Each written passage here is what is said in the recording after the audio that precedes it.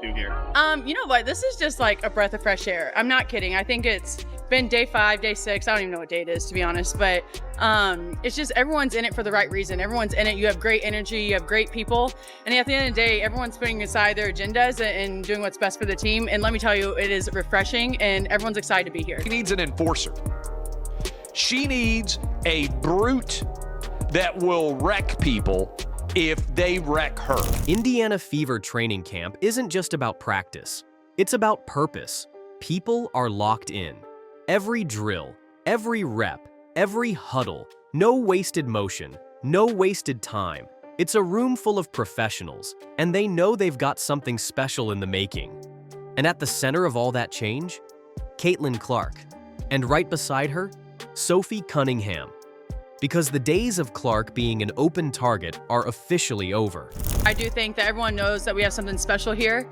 I think a lot of teams have a lot of teams that are special, a lot of rosters that are special, but can you put it together? Can you put aside your agendas? Can you come into work every single day when you're tired, when you're sore, and still get something done and stack the days? And that's what we're doing. Today was tough, you know what I mean? Like we've been going for a long time. They haven't been, this is not an easy training camp, I'll tell you that, but I think we're gonna be better for it. And I think if you ask anyone, everyone kind of just feels that nice energy. I'm on year 7 and I did not believe people when they're like, hey, when you get old, you're gonna know. Boy, I think I'm starting to get old and I hate saying that.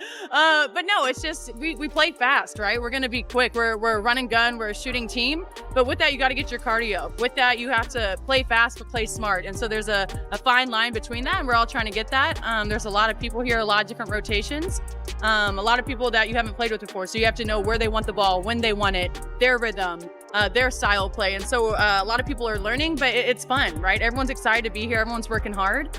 We've had 3 really, really good days. You remember last season, how it started. Caitlin Clark was the headline, the hype, the hero coming out of college with record-shattering numbers and a generational skill set. The whole world tuned in. Jersey sales broke records, tickets sold out arenas she hadn't even stepped in yet, and her first WNBA game was a media circus. But the second the ball tipped, the mood shifted. This wasn't a rookie welcome tour. This was a gauntlet. And it was personal. Veterans didn't just test her, they went after her. Hard screens, blind elbows, trash talk that didn't stop after the whistle. It wasn't just basketball. It was a message. Some players were just trying to make a statement. Some were flat out trying to take her out of rhythm. Angel Reese brought her usual heat. Kennedy Carter? She made headlines for all the wrong reasons. Shoulder-checking Clark in one of the most blatant cheap shots we've seen in years. And what did the officials do? She needs an enforcer. And if it ain't gonna be me, Michelle Rappaport, like, where is Charlize Oakley? Doesn't her team have like a Zavaria McDaniels or a Rakisha Mahorn? She needs like a goon on her team, because when your star player that's bringing so much money, so much attention to the league, and it's a collective, it's a bunch of them, it's been brewing. Caitlin Clark was getting hit a lot. She was getting hit a lot early, and they needed their Charles Oakley. You've got that in Sophie Cunningham. That's what they were doing in the offseason. They were trying to get winners, people who know how to compete, people who want to win, and put that together with experience, people who have championships. And so when you have that type of combination, and us kind of young bucks, I'm kind of a tweener, and then you have the vets, you know, you're just trying to be a sponge, you're trying to learn, you're trying to be good now, but at the end of the day, you're trying to be the best when it's preseason, right? And so that's why you have those vets, is so you can learn from them. They've been around the game for a really long time, and that's kind of the refreshing part about being on this team, is that everybody wants to learn, and so everyone's dialed in. Nothing. They swallowed the whistle. No flagrant, no review, like it never happened. That's when it became clear. The WNBA wasn't going to protect Caitlin Clark. So now, the Indiana Fever will. And the first move they made? Bringing in Sophie Cunningham. Let's be clear, this isn't some PR move or locker room morale boost. Sophie is here to handle business. She's a black belt, a sniper from 3, and she's never backed down from a single second of contact in her career. This is the same player who went toe-to-toe with Diana Taurasi in Phoenix, who took elbows, threw shoulders, and still dropped buckets. She plays like she's got something to prove, because she does. And now, she's bringing that fire to Indiana, Not just to win, but to protect the franchise. Her first interview in camp made headlines. "I'm here to make sure no one takes cheap shots at our players. That stops now." No fluff, no overthinking, just facts.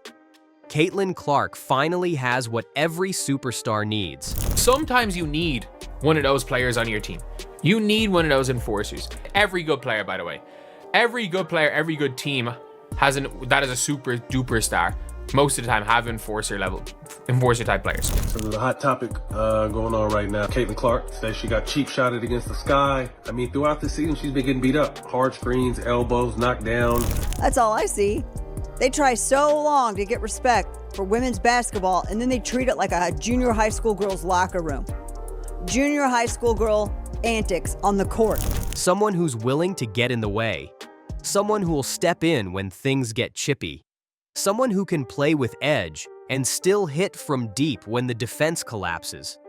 But it's bigger than just being a bodyguard. Sophie's a floor spacer, a communicator, a tone setter. Watch her in practice. She's not just playing, she's coaching while she plays. Calling out switches, pointing to spots, leading by example. She's the kind of player who keeps your head in the game when the lights get bright. And in Indiana, the lights are going to be very bright. Because this team isn't building slowly, they're loading up. Fast.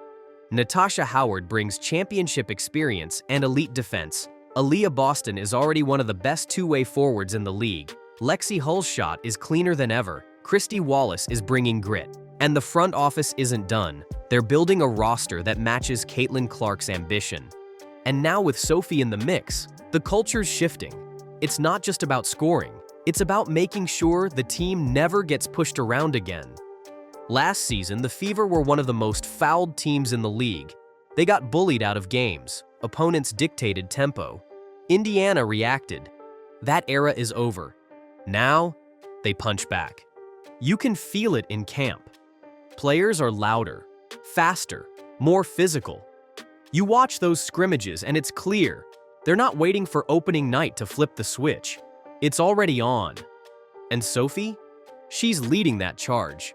She's showing rookies how to defend smart, how to get in a scorer's head without crossing the line, how to use toughness without losing composure.